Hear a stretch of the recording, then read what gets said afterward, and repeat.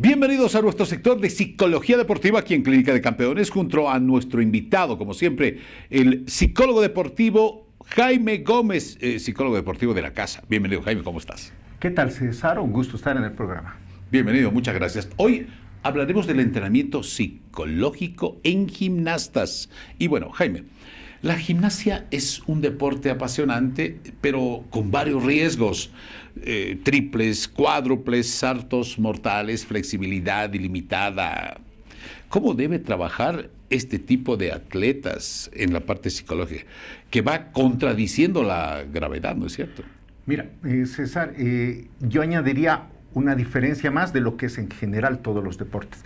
Se compiten a edades muy tempranas, es decir, con 14, 15 años, por ejemplo, al año que viene tenemos Olimpiadas, vamos a encontrar niñas de esas edades compitiendo al máximo nivel. Entonces, entenderás que este complejo de riesgo, una habilidad que exige una práctica física, unos riesgos, debe ser abordada de manera distinta por todo el entorno técnico que aborda esta disciplina. Bueno, y al entender aquello, nos imaginamos a tan temprana edad, con tantos ejercicios de riesgo, aparecen los conocidos bloqueos mentales.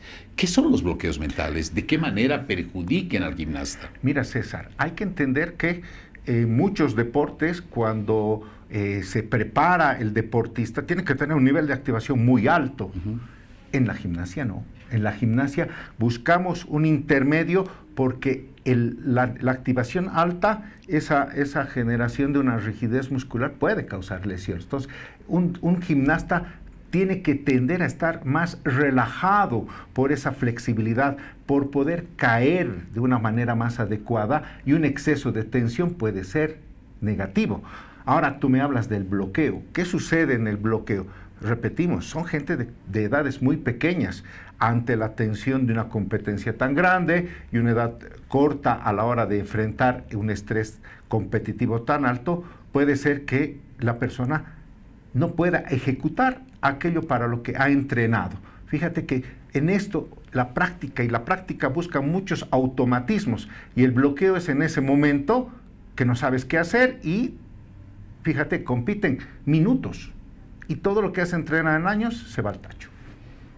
Ay, qué interesante esto. Bueno, ese es el bloqueo mental que puede suceder a un competidor a temprana edad. Sabemos que la gimnasia requiere capacidades altamente desarrolladas de concentración, pero además conmutación. ¿Cómo se puede trabajar estos aspectos tan cruciales para el bienestar de este deportista en gimnasta?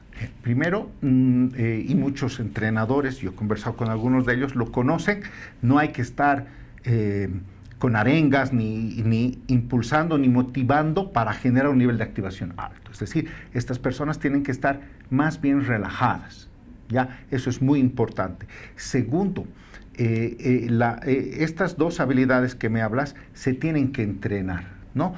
Y el detalle está en que ellos sí entrenan. O sea, imagínate esa práctica en la cual los entrenadores se fijan en detalles, porque hay que ver una cosa: en este deporte hay jueces, y los jueces van a discutir si al caer los pies estaban en determinada posición, si tu postura era esta o la otra. Entonces hay un nivel de concentración interna y un nivel que tiene que ver mucho con la sensación corporal. Así que esto hay que entrenarlo con ellos, y se usa mucho ejercicios de respiración, que ellos mismos vayan sintiendo distintas partes de su cuerpo, de forma que puedan ejecutar de la mejor manera su disciplina. Uno se da cuenta, ¿verdad? Durante la rutina, pues hay una sensación de tranquilidad, de paz y de, diríamos, la locomoción absolutamente coherente con lo que está pensando y con lo que está haciendo.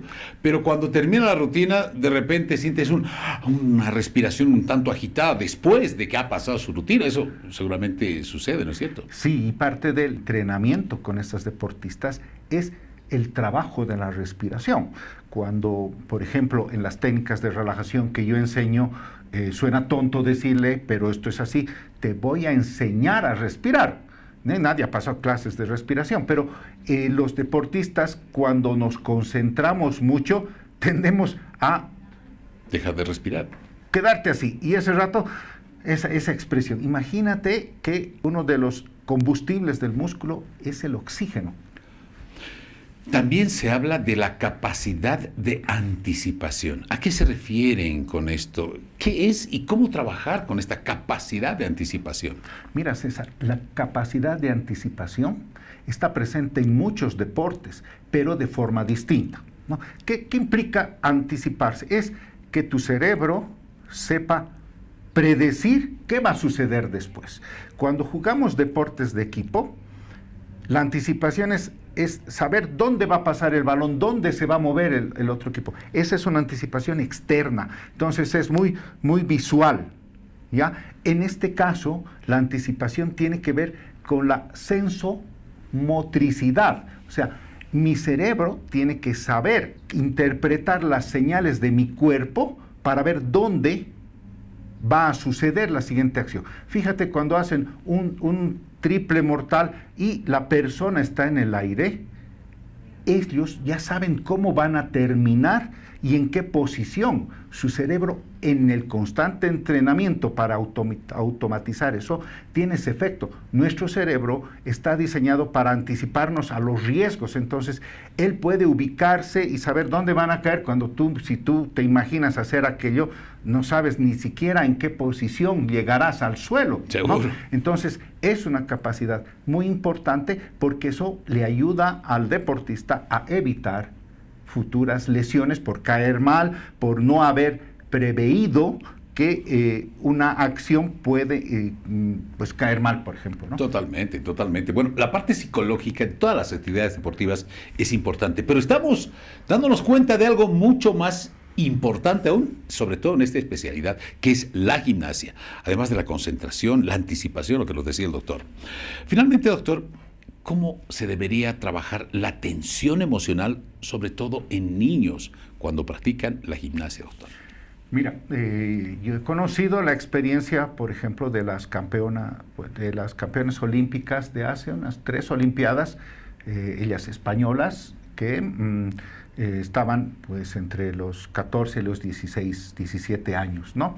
Y los entrenamientos llegaban a un nivel de exigencia tan grande que podían quemarlas. O sea, llegar al burnout, que se llama, ¿no? O sea, hay que saber medir cuánto puedes exigir y cuánto debe durar un entrenamiento. O sea, hay un límite donde si ya no has conseguido la perfección, porque así se habla, ¿no? Los jueces llegan a un puntaje de 10.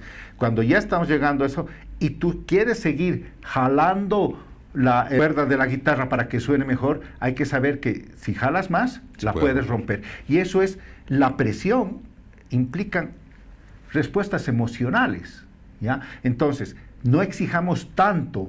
Ya entiendo que la perfección te lleva a las medallas de oro, pero exigir tanto a edades tan tempranas puede romper al deportista, por un lado emocionalmente y por el otro lado con las lesiones físicas. Se ha encontrado últimamente una investigación que dice que aquellas personas que han sufrido una lesión de este tipo, es decir, una luxadura, una mala caída, etcétera, son personas que han presentado niveles de estrés elevado, es decir que si tú fuerzas demasiado vas a tensionar al cuerpo y probablemente una mala acción, una mala anticipación, ¿no? Has caído no de la manera que debías, puede generar una lesión y eso ya le va a complicar la vida al deportista más. Doctor Jaime Gómez, como siempre, magistral en esta explicación acá en Clínica de Campeones para tomar en cuenta justamente todas estas recomendaciones. Gracias al doctor Jaime Gómez, psicólogo deportivo, y por participar acá en Clínica de Campeones. Como siempre, Jaime. Un gusto, César, tocando estos temas de otras disciplinas, quizás no tan mayoritarias, pero importantes, donde tenemos deportistas que estoy seguro vamos a oír hablar mucho porque tenemos grandes deportistas en estas disciplinas. Claro, y además se viene un evento mundial tan importante el próximo año, que estamos hablando de las Olimpiadas, y estos deportes, por supuesto, y nuestros deportistas van a estar presentes seguramente en alguna de estas disciplinas.